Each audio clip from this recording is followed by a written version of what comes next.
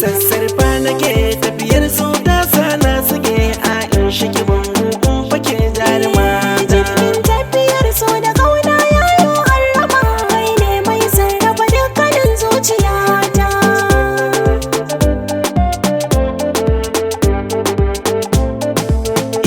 Na sha tafiya har kafafuna sun kumbura, kafin na rike Aisha a gare ki na zo bara.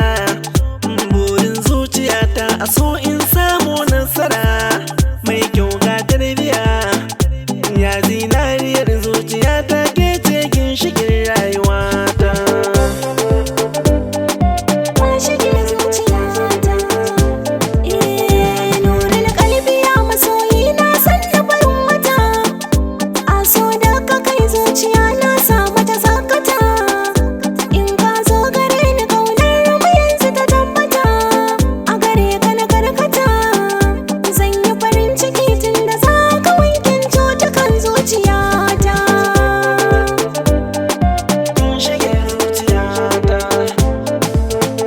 komi wahalar tafiya bai sawa in tsaya.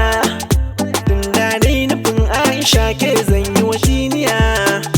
Waka zana yau ta soyayya in zuba lafiya, in faɗe ki a duniya, nan zaki farin ciki yin biya ta ni auren ki ne manufata. Ginshikin zuciyata.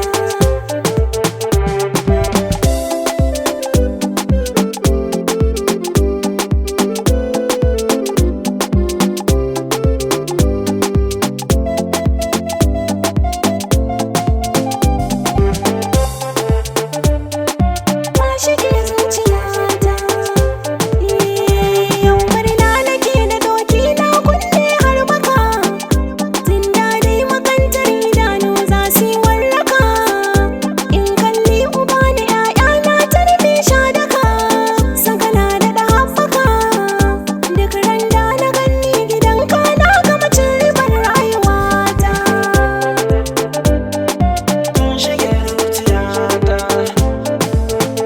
sassarfa na yau tafiyar su ta sana suke.